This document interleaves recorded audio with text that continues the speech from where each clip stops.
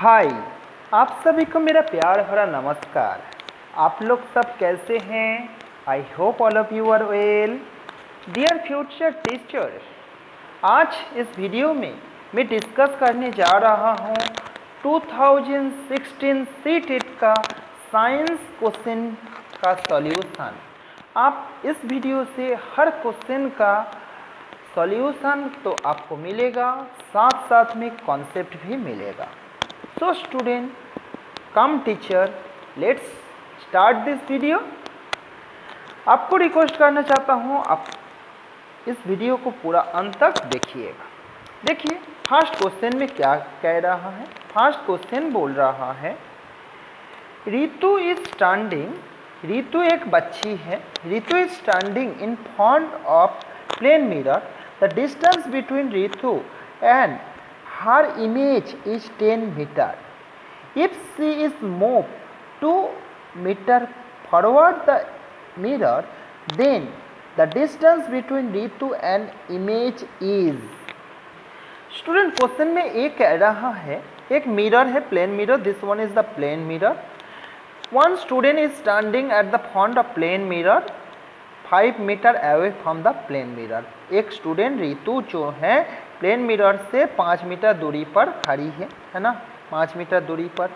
तो स्टूडेंट हम जानते हैं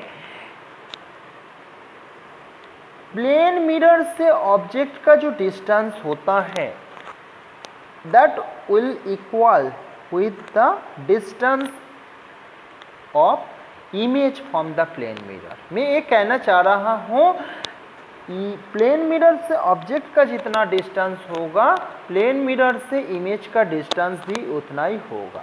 प्लेन मिरर से ऑब्जेक्ट का ए है रितु, प्लेन मिरर से ऑब्जेक्ट का जितना डिस्टेंस होगा प्लेन मिरर का अंदर में जो इमेज का फॉर्मेशन होगा उसका डिस्टेंस इक्वल होगा। आई वांट टू से object distance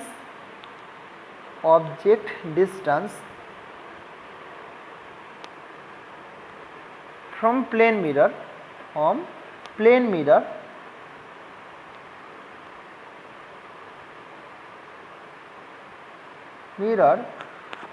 will be equal, object distance from plane mirror will be equal with the object image distance from plane mirror, image distance from plane mirror। ठीक, तो ये है theory, ये theory आपको जानना है। पहले देखिए रितु 5 मीटर दूरी पर है, तो 5 मीटर दूरी पर ही उसका इमेज फॉर्मेशन होगा। टोटल ऑब्जेक्ट और इमेज का डिस्टेंस कितना है? ऑब्जेक्ट और इमेज के बीच डिस्टेंस है कितना? 10 मीटर। ठीक, अभी रितु 2 मीटर, देखिए move 2 metre forward of mirror, 2 metre करीब आई है ना, 2 मीटर करीब आई, तो मिरर से रितु का डिस्टेंस क्या हो गया? एट प्रेजेंट मिरर से रितु का डिस्टेंस हो गया 2 मीटर कम हो गया, 5 मीटर से कितना हो गया? 3 मीटर। तो इमेज भी 2 मीटर करीब में बनेगा, मीन्स ऑब्जेक्ट से इमेज का भी डिस्टेंस अभी एट प्रेजेंट 3 मीटर होगा। तो अभी क्वेश्चन में ये पूछा है एट प्रेजेंट रितु और इमेज का डिस्टेंस कितना होगा? तो इधर 3 इधर 3 तो होगा 6, तो राइट आंसर होगा 6। ठीक, आइए स्टूडेंट नेक्स्ट क्वेश्चन को हम पढ़ लेते हैं। ठीक, नेक्स्ट क्वेश्चन देखिए, अच्छे से देखिए। You have 3 test tube X, Y and Z, half filled with different solution। X is filled with the sodium chloride, X में सोडियम क्लोराइड सॉल्ट है, Y टेस्ट ट्यूब में सोडियम हाइड्रोक्साइड या फिर base है, और Z में क्या है? हाइड्रोक्लोरिक एसिड और एसिड है। ठीक, on adding 1 drop of phenolphthalein solution to each of above solution, you will observe the solution in test tube क्या होगा? ठीक, सिंपल बात है, आपको पहले एक बार क्वेश्चन को समझा दे रहा हूँ स्टूडेंट, आप जरा सा देख लीजिए। 3 टेस्ट ट्यूब है, 3 टेस्ट ट्यूब है, test tube X Y and Z. This is the X test tube, this is the Y test tube, this is the Z test tube. ठीक, मैं नाम लिख दे रहा हूँ X Y and Z. X test tube contain the sodium chloride, that is the salt. ठीक, you know sodium chloride. Y test tube contain, Y test tube में क्या है, सोडियम, Y test tube में सोडियम हाइड्रोक्साइड है। ठीक, और Z test tube में HCl है। ठीक, तो ये क्वेश्चन में गिवन है। उसके बाद बोला हुआ है क्या है, आप सब में फेनोप्थिलीन डाल दे हो, आप सब में फेनोप्थिलीन डाल दे हो तो कलर क्या होगा। ठीक स्टूडेंट, यहीं पर मैं क्विकली थोड़ा सा थ्योरी में आपको समझाना चाहता हूँ। फर्स्ट इंडिकेटर, इंडिकेटर क्या होता है, you know indicator is a such kinds of substance which change its own color when you put in the salt, acid and base। मतलब ये हो गया इंडिकेटर, एक फेनोप्थिलीन एक इंडिकेटर है। फेनोप्थिलीन को एसिड में डालोगे तो उसका कलर एक रहेगा, बेस में डालोगे तो उसका कलर एक रहेगा।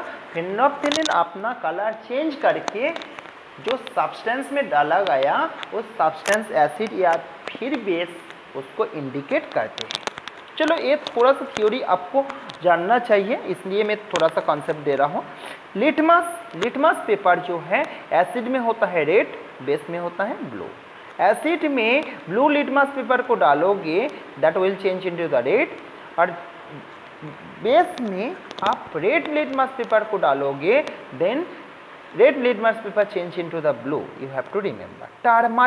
टर्मरिक का कलर, टर्मरिक जो हल्दी होता है एसिड में कलर होता है येलो, बट बेस में होता है रेड।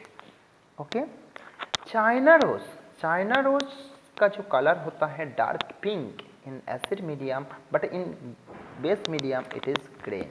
ओके, फेनोप्थिलीन एसिड में कलरलेस पर बेस में क्या होता है, पिंक। फेनोप्थिलीन का कलर एसिड में कलरलेस तो बेस में पिंक, और सॉल्ट में भी कलरलेस होगा, जो क्वेश्चन में दिया हुआ था। फेनोप्थिलीन के बारे में पहले एक्स टेस्ट ट्यूब में थोड़ा सा दिखा दे रहा हूँ, आपको क्वेश्चन समझ में आ गया होगा। एक्स टेस्ट ट्यूब में सॉल्ट था, तो इसमें फेनोप्थिलीन डालेंगे तो क्या हो जाएगा, फेनोप्थिलीन का कलर होगा कलरलेस होगा। ये है बेस है। ठीक, बेस में क्या होगा, बेस में कलर होता है पिंक, इसका कलर पिंक होगा फेनोप्थिलीन जब डालोगे, और एसिड में कलरलेस। तो स्टूडेंट, इसके साथ ये थ्योरी थोड़ा सा देख लीजिएगा। Indicator is substance which can change its own colour to indicate the acid and base. Substance having different colour in acid and base are called indicator. ठीक, फिर इसमें देख लीजिएगा मिथाइल ऑरेंज का कलर एसिड में होता है रेड और बेस में होता है येलो। मिथाइल ऑरेंज एसिड में रेड, बेस में येलो, है ना। फिनॉल रेड का कलर होता है येलो एसिड में, बेस में रेड, और मिथाइल रेड का कलर होता है एसिड में रेड और बेस में होता है येलो। तो स्टूडेंट, आपको समझ में आ गया होगा, इसका राइट ऑप्शन होगा एक्स था कलरलेस। एक्स में एक सॉल्ट था, उसमें कलरलेस होगा फेनोप्थिलीन, और वाई था बेस, उसमें होगा पिंक, और जेड था HCl में होगा कलरलेस। तो राइट ऑप्शन होगा क्वेश्चन नंबर आंसर ऑप्शन 2, क्योंकि ना phenolphthalein is a indicator which can not give any colour in salt and acid. Salt और एसिड में कोई कलर नहीं देता है, इसलिए पहला टेस्ट ट्यूब में था सॉल्ट, उसमें भी कलरलेस होगा, और लास्ट टेस्ट ट्यूब में था HCl, उसमें भी कोई कलर नहीं देगा। पर बीच वाला टेस्ट ट्यूब में था NaCl में कलर होगा फेनोप्थिलीन का पिंक। ठीक, आइए स्टूडेंट, कॉन्सेप्ट के साथ एक क्वेश्चन हम समझ लिए हैं, उसके बाद हम समझते हैं क्वेश्चन नंबर 63। नेक्स्ट क्वेश्चन, ठीक, देखिए, In our mouth, the arrangement of different type of teeth from front to back. ये समझना है front to back. front to back आपका जो टीथ गाम है स्टूडेंट, टीथ गाम में front to back, चाहे मैक्सिला हो चाहे मैंडिबल हो, फ्रंट से इंसाइजर होगा, पहला इंसाइजर होगा, उसके बाद कैनाइन होगा, उसके बाद प्रीमोलर होगा, उसके बाद होगा मोलर। ये टीथ का अरेंजमेंट है ना, इंसाइजर, कैनाइल, प्रीमोलर, मोलर। ठीक, अगर इसका टीथ फार्मूला दिया जाए है ना, इसका teeth formula 2 1 2 3 by 2 1 2 3। I hope आपको समझ में आ गया, डिस्कशन करने का जरूरी नहीं है। इंसाइजर 2, इन मैक्सिला ऑल्सो 2, इन मैंडिबल ऑल्सो 2।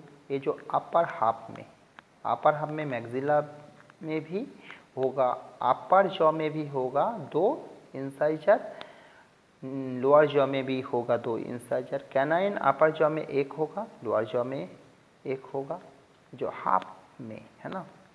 प्रीमोलर जो टीथ होगा, अपर जॉ में 2 होगा, लोअर जॉ में 2 होगा। मोलर अपर जॉ में 3 होगा, लोअर जॉ में 3 होगा। ये कॉन्सेप्ट है, इसलिए समझा दिया हूँ। ठीक, चलिए इसका जो राइट आंसर तो समझ में आ गया होगा। इसका राइट आंसर होगा incisor, canine, premolar, molar. Incisor, canine, premolar, molar, option number 1। Okay, उसके बाद देखिए 64, क्वेश्चन नंबर 64 में क्या कह रहा है देखिए, in plants and tree water goes up high due to suction pole, which of the following phenomena cause this suction pole. तो स्टूडेंट इसमें बोला गया जो प्लांट्स में नीचे से मतलब रूट से, जड़ से, नीचे से रूट से पानी लीफ में जाता है, लीफ में जाता है। तो ये क्यों जाता है आपको बोल दो इसका कॉन्सेप्ट।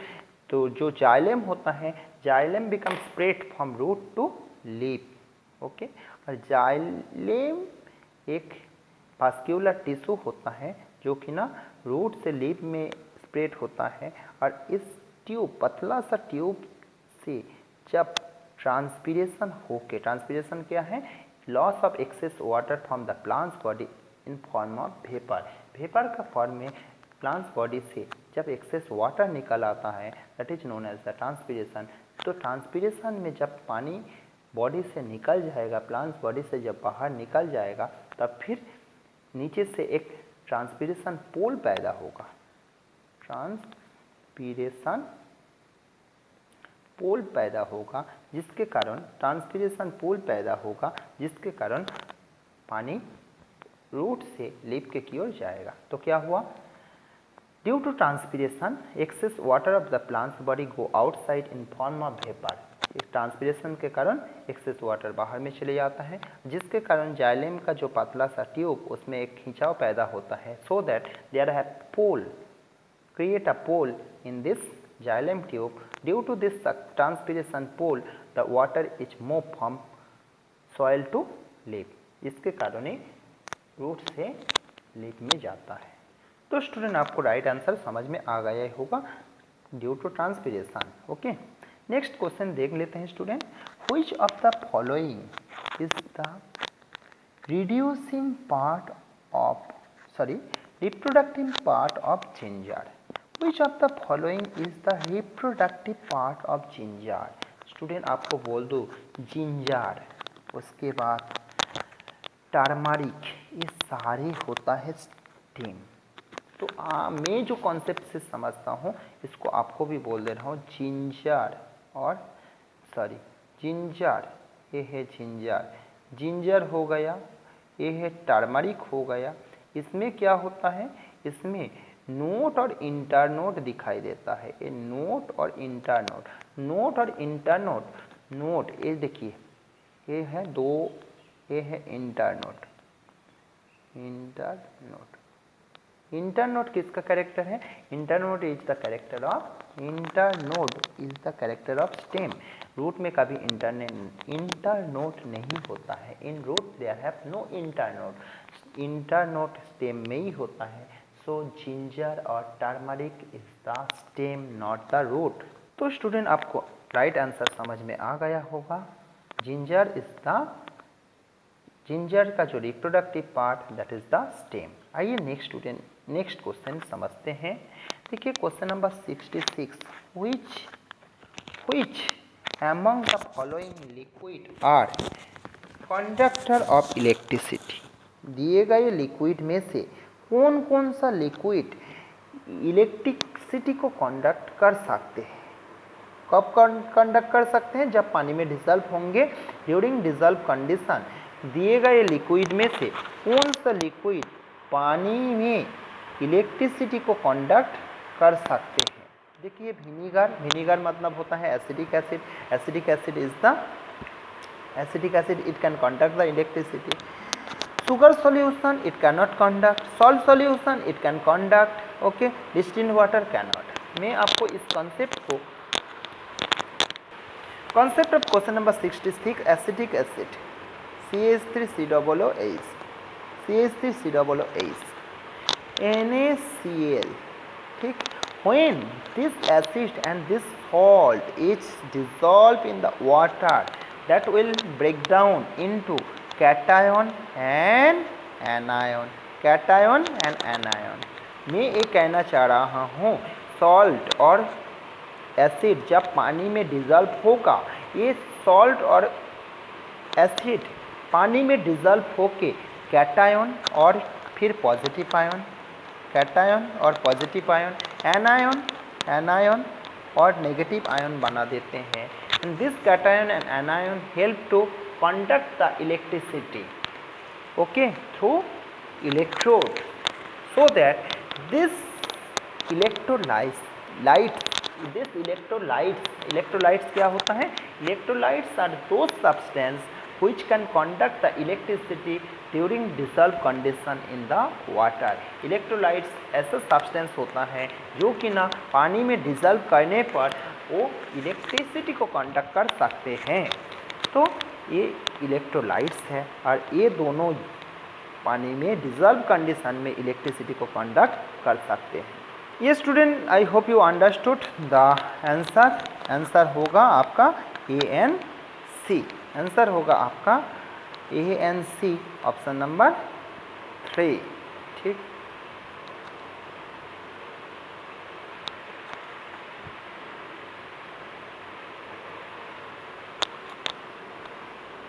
आइए स्टूडेंट नेक्स्ट क्वेश्चन को समझ लेते हैं।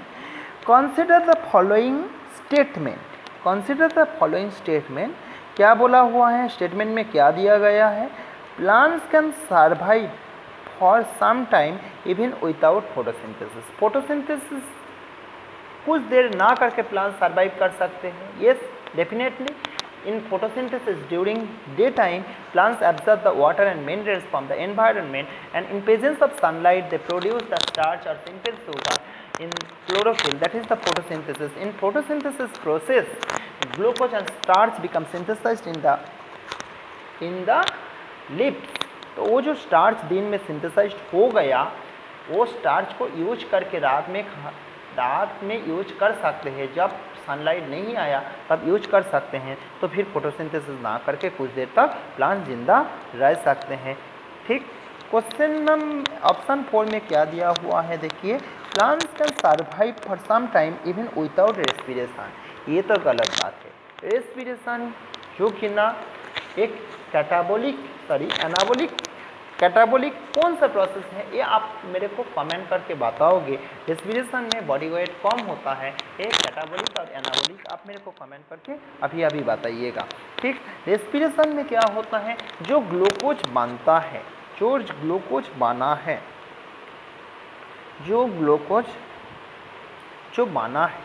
वो क्या होगा? एक ग्लूकोज रेस्पिरेशन प्रोसेस में फर्स्ट प्लांट्स का लिविंग सेल में जाएगा। ग्लूकोज से क्या बनेगा? पाइरूवेट बनेगा, प्लस थोड़ा सा एनर्जी बनेगा। ये this pyruvate again enter in the mitochondria of the cell. Mitochondria में जाने के बाद पाइरूवेट से बनेगा carbon dioxide plus water plus ATP। कितना एनर्जी रहेगा? 38। तो I hope respiration, aerobic respiration का फॉर्मूला मैं आपको समझाया हूँ। Glucose what is produce in the leaves, this glucose is utilised by the each and every living cell of the plants. Plant cell ऐसा होता है दोस्तों, ठीक, सॉरी वो एनिमल सेल ड्रॉ कर रहा था। प्लांट सेल का साइटोप्लाज्म में ग्लूकोज एंटर करने के बाद ग्लूकोज कन्वर्ट होगा पायरुवेट और एनर्जी में। This pyruvate again enter in the mitochondria of the cell, cell का माइटोकॉन्ड्रिया में एंटर होगा। माइटोकॉन्ड्रिया में एंटर होने के बाद वहीं पर होगा, क्या होगा, कार्बन डाइऑक्साइड बनेगा, वाटर बनेगा और 38 मॉलिक्यूल ऑफ एटीपी जो कि ना एरोबिक रेस्पिरेशन में बनता है। और रेस्पिरेशन के बिना चाहे प्लांट्स हो चाहे एनिमल्स हो कुछ देर भी जिंदा नहीं रह सकते हैं, क्योंकि ना हमारा बॉडी में हर हमेशा एनर्जी चाहिए और ये एनर्जी आता है रेस्पिरेशन प्रोसेस में ही, ठीक। तो ये होना, ये जो है समझ में आ गया। प्लांट्स कैन सर्वाइव, ये नहीं होगा, plants cannot survive some time even without respiration, respiration के बिना हम भी कुछ देर भी जिंदा नहीं रह सकते हैं दोस्तों, ये समझ लीजिएगा। तो उसके बाद जो दिया हुआ है, photosynthesis and respiration both are essential for the survival of the plants. Photosynthesis and respiration दोनों ही प्लांट्स के लिए बहुत जरूरी प्रोसेस है, ये तो सही बात है ना। Photosynthesis and respiration both are the simultaneous process in plants during day time. Day time में, दिन में फोटोसिंथेसिस भी होता है, रेस्पिरेशन भी होता है। रेस्पिरेशन में प्लांट्स को एनर्जी मिलता है और फोटोसिंथेसिस में प्लांट्स अपना भोजन को खुद ही बनाते हैं। They can produce their own food by themself by the help of solar light और फोटोन और light energy present in the sunlight, ठीक। तो स्टूडेंट राइट ऑप्शन कौन सा होगा आप बताइए। B is right, photosynthesis and respiration both are essential for the plants. Photosynthesis is for the formation of food and respiration is for getting the energy, and photosynthesis and respiration take place simultaneously in plants during day time. दिन में photosynthesis और respiration दोनों ही एक ही साथ चलते रहता है। तो इसमें आपको राइट ऑप्शन क्या होगा आप बताइएगा, ऑप्शन नंबर 4। चलिए आइए देखते हैं नेक्स्ट क्वेश्चन, क्वेश्चन नंबर 68, ठीक। तो स्टूडेंट आप जब पढ़िएगा ऐसा हर कॉन्सेप्ट को, हर चीज़ को समझ के पढ़िएगा, जिसमें आपको कहीं से क्वेश्चन थोड़ा घुमा के भी आए आप आंसर कर पाएंगे। चलिए देखते हैं question number 68। A block of wood is lying at the rest on table. What can said about the force acting on it? मतलब क्या है, एक टेबल का ऊपर में एक वुड का ब्लॉक रखा गया। स्टूडेंट वुड का ब्लॉक रखा गया टेबल का ऊपर में, तो बोला गया इसमें कौन सा फोर्स एक्ट कर रहा है। वो इसमें बोला गया, क्या बोला गया, what force acting on it, कौन सा फोर्स इसमें, इस वुड का जो ब्लॉक टेबल का ऊपर में है कौन सा फोर्स एक्ट कर रहा है। स्टूडेंट आपको बोल दो इसमें बैलेंस फोर्स एक्ट कर रहा है, बिकॉज ये स्थिर है। This wooden piece is still on the table.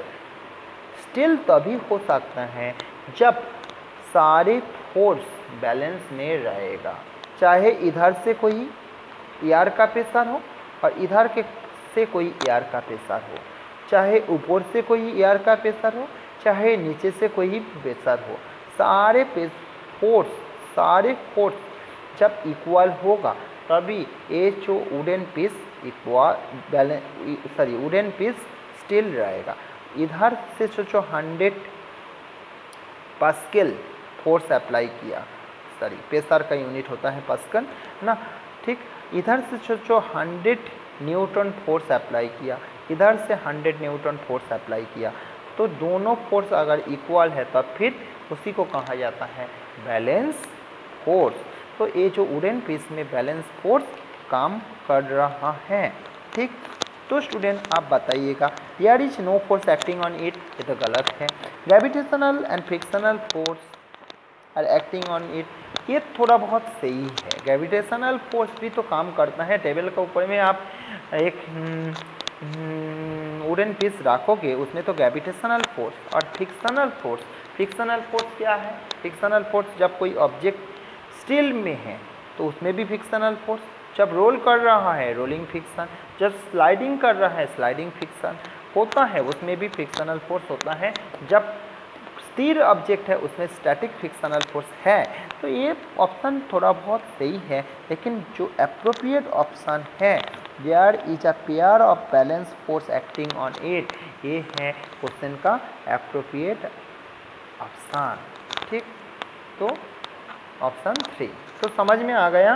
इसमें बैलेंस फोर्स किसको कहा जाता है? Balance force is a force when two equal force acting on a object in opposite side. When two force acting on a object, एक ही object के ऊपर में दो फोर्स काम कर रहा है ऑपोजिट साइड से, and the magnitude of this two force is equal but direction is different. So this kinds of force is known as the balance force, so that this object will not move. Next question देख लेते हैं student. Which type of leaf pattern, which type of leaf pattern, that is the leaf venation and root type presents in bamboo? तो student इसको question को समझिएगा। Which type of leaf pattern, that is leaf venation and root type are present in bamboo? आप समझिएगा student, bamboo में root pattern क्या होगा और लीफ का वेनेशन क्या होगा, ये पूछा है। मैं ड्रा कर दिया हूँ आप ही का सामने एक बैम्बू का पत्ती में ड्रा कर दिया हूँ। इसमें बैम्बू जो होता है student, that's the monocot plant, जिसमें कि ना एक ही सीड लीफ होता है ना, मोनोकॉटिलोडॉन plant, that is the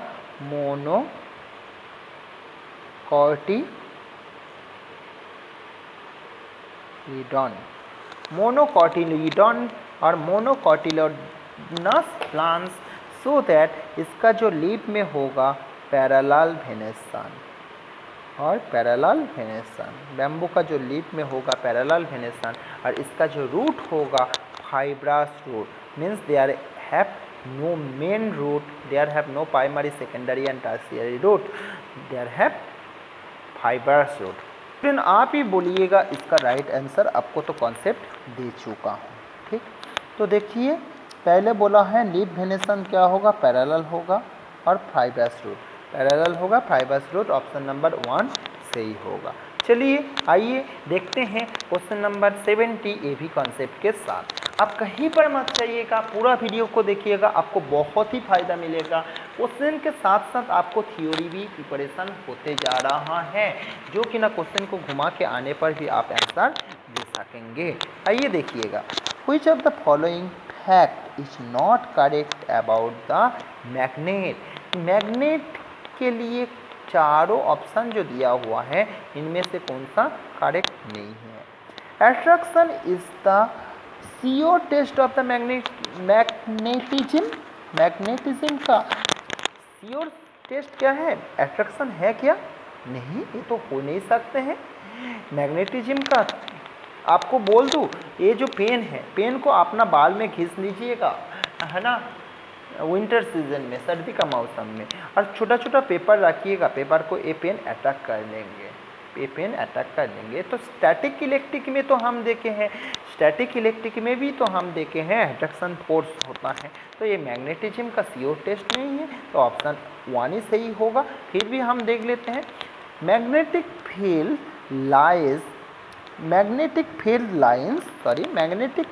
lines oriented from north pole and march at the south pole of the magnet, that is right student। एक जो मैग्नेट होता है, एक जो बार मैग्नेट होता है, इसमें 2 पोल होता है, एक होता है नॉर्थ पोल और एक होता है साउथ पोल। और मैग्नेटिक लाइन जो है, मैग्नेटिक लाइन नॉर्थ पोल से शुरू करके साउथ पोल के की ओर स्प्रेड होता है। ये डायग्राम आप भी बुक में देखे होंगे। ठीक, नेक्स्ट देखिए student, like pole of the magnet repel each other. सही तो है, एस पोल को रिपेल करेंगे और नॉर्थ पोल को रिपेल करेंगे। Magnetic field is stronger at the pole of the bar magnet, क्योंकि ना हम जानते हैं बीच में मैग्नेट का बीच में अट्रैक्शन फोर्स कम होता है और अट्रैक्शन फोर्स कहाँ ज़्यादा होता है, पोल के पास। तो इसमें तीनों ऑप्शन सही है और ऑप्शन 1 गलत है। इसमें इनकरेक्ट ऑप्शन पूछा है तो ऑप्शन 1 ही आपका आंसर होगा। फिर भी देख लेते हैं, ठीक। चलिए आइए देख लेते हैं क्वेश्चन नंबर 71। क्वेश्चन नंबर 71 में क्या बोला गया, match the following metal and non metal with their use.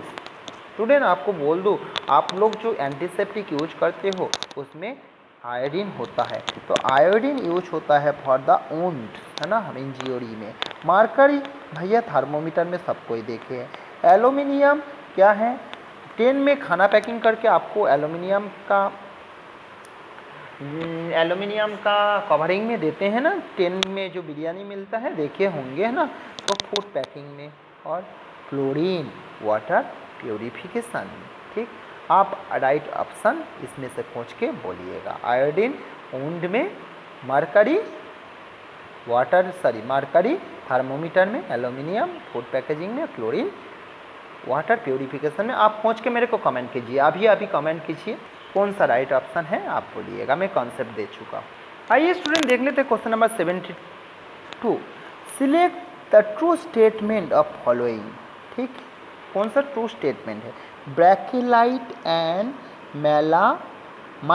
Melamine both are thermoplastic. ये तो सही ऑप्शन है, ब्रैकेलाइट और melamine both are the thermoplastic. आपको बोल दो टाइप ऑफ प्लास्टिक होता है, थर्मोप्लास्टिक और थर्मोस्टेट। सॉरी स्टूडेंट, थोड़ा सा बोलने में मेरा मिस्टेक हो गया, माफ़ कर दीजिएगा, है ना। दो प्रकार का प्लास्टिक होता है, इसका कॉन्सेप्ट प्लास्टिक दो प्रकार का होता है, एक है थर्मोप्लास्टिक और thermosetting plastic. Thermoplastic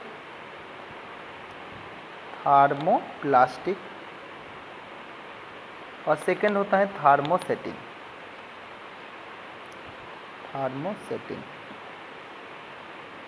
plastic. Thermoplastic क्या होता है, the polymer who soften on heating when you heat the plastic. ये प्लास्टिक है, हीट करोगे तो सॉफ्ट हो जाएगा भैया, ठीक। which become soften on heating but regain the original properties after cooling। ठंडी करोगे तो पिघल जाएगा, फिर कूल करेंगे तो सॉलिड हो जाएगा, उसी को कहा जाता है थर्मोप्लास्टिक। थर्मोसेटिंग प्लास्टिक होता है polymer, the polymer which do not soft on heating and retain their original shape permanently is known as the thermosetting plastic। thermosetting plastic are those plastic like the, इसमें जो example दिया हुआ है bakelite और melamine, ये thermosetting plastic। when you apply the heat on that plastic, the shape of the brachylight and melamine will not be changed, so those are the thermosetting plastic। इसका shape change नहीं होगा, ये पिघल नहीं जाएगा। Thermo मतलब होता है टेम्परेचर और सेटिंग मतलब टेम्परेचर को सेट कर सकते हैं, टेम्परेचर से कुछ नहीं होगा। चलिए राइट ऑप्शन क्या है, bakelite and melamine both are the thermosetting plastic, ये है राइट ऑप्शन। चलिए आइए स्टूडेंट नेक्स्ट क्वेश्चन करते हैं। नेक्स्ट क्वेश्चन में देखिए, ये टीचर ऑफ क्लास 8 का एक teacher demonstrate the following activity in her class, है ना। तो क्लास में उन्होंने एक एक्टिविटी डेमोन्स्ट्रेट किया। क्या activity, the teachers take a small amount of sulphur in a spoon and burn it. थोड़ा सा सल्फर एक टीस्पून में ली है, मैं करते हुए बोल रहा हूँ ना, थोड़ा सा सल्फर एक टीस्पून में लिए, ठीक, टीस्पून में सल्फर लिए, ठीक, and burn it When you burn the sulfur, then what will produce the sulfur dioxide. ठीक, इतना बाकी है. Then put the spoon in a tumbler with a lid to ensure that gas produced do not escape. ये जो है spoon को एक टम्बर का अंदर में रखे हैं. एक टम्बर मतलब क्या है, एक डिब्बा का अंदर में डिब्बा का अंदर में रखे हैं. कवर्ड है ना. कवर्ड डिब्बा का अंदर में स्पून को रख के ये रिएक्शन करवाए ताकि ना इसमें से जो गैस प्रोड्यूस हुआ, सल्फर डाइऑक्साइड प्रोड्यूस हुआ, that will not be escape. After few minutes she add the water. उसके बाद लिड खोल के इसमें वाटर डाल दी है तो क्या होगा, SO2 प्लस H2O क्या बनेगा, H2SO3. ये जो है एक एसिड है. इस एसिड का नाम आप बताइएगा कौन सा एसिड है. ये जो है H2SO3 सल्फ्यूरस एसिड. तो एसिड में अभी आपको बोला हूँ स्टूडेंट, एसिड में क्या होता है, ब्लू लिटमस रेट होता है. देखिए what will happen, blue and red litmus paper. ये एक्सपेरिमेंट बोला गया. sulfur react with the oxygen formation of the sulfur dioxide in a tumbler. After that she pour the water in this tumbler. पानी डालने पर sulphur dioxide water के साथ react करके एक एसिड बनाएगा जो कि ना H2SO3. ये जो बनाएंगे एसिड में लिटमस पेपर डालोगे, एसिड में ब्लू लिटमस पेपर डालोगे, इसका कलर क्या हो जाएगा, ब्लू लिटमस पेपर का कलर हो जाएगा दोस्तों रेड. लेकिन रेड लिटमस पेपर का कलर कोई ही चेंजेस नहीं होगा. इसलिए इसमें जो आंसर होगा blue litmus paper remain blue नहीं होगा. कौन सा ऑप्शन होगा, blue litmus paper turn red. Blue litmus paper किस में चेंज हो गया, रेड में चेंज हो गया. ये सही ऑप्शन होगा. उसके बाद देख लेते हैं क्वेश्चन नंबर 74. आइए देखते हैं. चलिए, इन above demonstrated activity which substance is formed when sulfur dioxide is dissolved in water. ठीक, सल्फर डाइऑक्साइड जब पानी में डिजॉल्व होगा, sulphuric acid, sulphur hydroxide, sulphuric oxide, sulphurous acid. Student आपको बोल दिया हूँ, ये दिखाया हूँ, ये जो दिखाया हूँ ये है सल्फ्यूरस एसिड. H2SO4 होता है, H2SO4 होता है सल्फ्यूरिक एसिड और ये होता है sulphurous acid. Sulphurous acid, this is the sulphurous acid. तो that is the sulphurous acid student. ठीक, तो एक्सपेरिमेंट आपको समझ में आ गया होगा. उसके बाद देखिए question number 75. Which process skill can be promoted through above activity. ठीक, तो ये एक्सपेरिमेंट अगर हम क्लास में कराए, कौन सा स्किल हम बच्चों में डेवलप कर सकते हैं. तो कौन सा स्किल हम डेवलप कर सकते हैं, ज़रा सा सोचिएगा. बच्चे देखेंगे एक्सपेरिमेंट, हम जब हमारा क्लास में या फिर लैब में करेंगे बच्चे देखेंगे. उसके बाद क्या है, उनका मन में जो क्लासिफिकेशन स्किल आएगा. क्या क्लासिफिकेशन है, मैं समझा दे रहा हूँ. क्लासिफिकेशन स्किल क्या है, जो non metallic oxide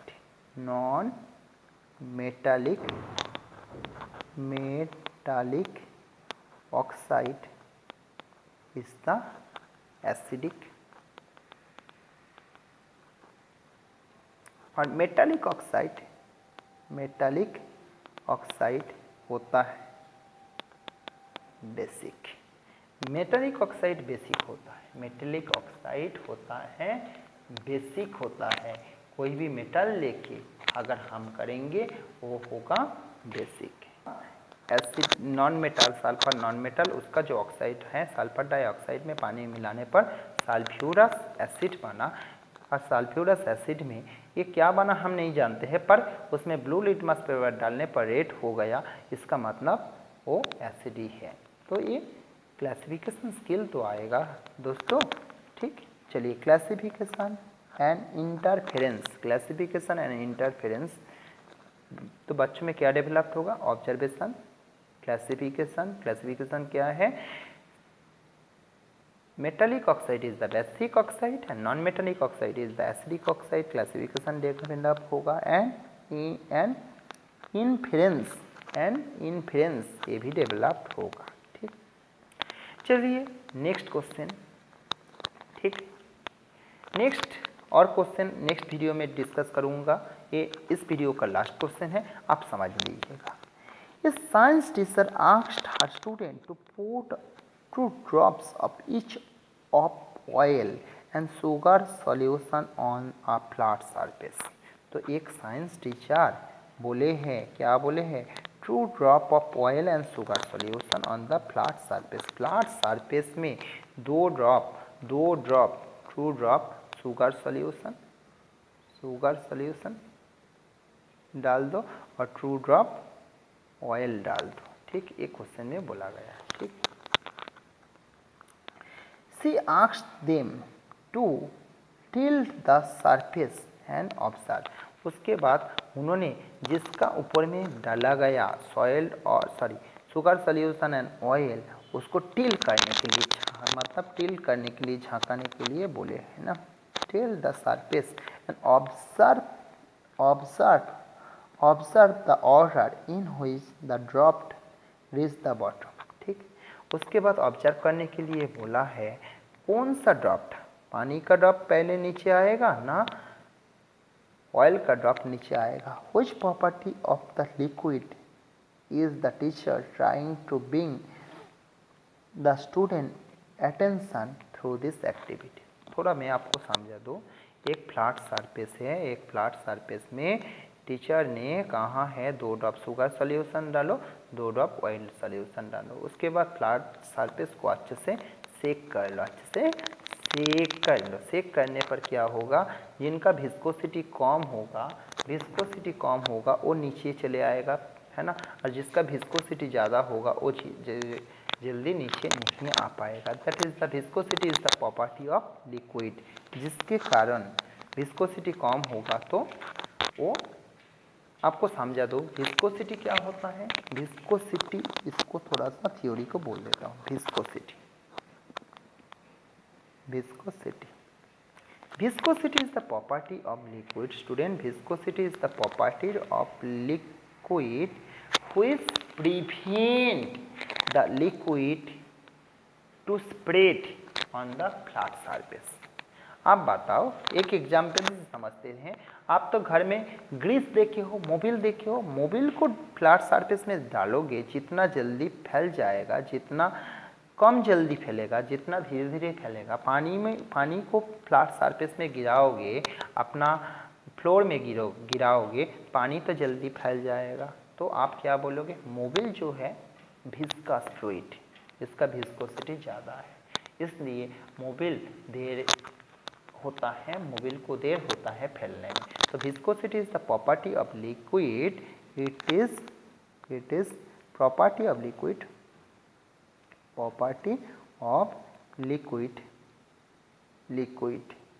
which prevent the spread, which prevent a liquid to spread on flat surface, spread। ठीक, this is known as the viscosity. तो इसमें जो राइट ऑप्शन होगा विस्कोसिटी। ये विस्कोसिटी का नॉलेज देना चाह रहे हैं टीचर। तो स्टूडेंट, इस वीडियो में यहीं तक, फिर आपसे मिलेंगे नेक्स्ट वीडियो में 2016 का साइंस का क्वेश्चन पेपर का बाकी क्वेश्चन लेके। तब तक dear teachers, dear future teachers, आप अच्छा रहिए, खुश रहिए, मुस्कुराते रहिए और ये मत प्लीज़ मत भूलिएगा इस वीडियो को आपके लिए जो बना हुआ है और हमारे चैनल को सब्सक्राइब करने में प्लीज़ मत भूलिएगा, जो कि ना हमको थोड़ा सा मोटिवेशन मिलेगा आपके लिए वीडियो बनाने का। Thank you for watching this video.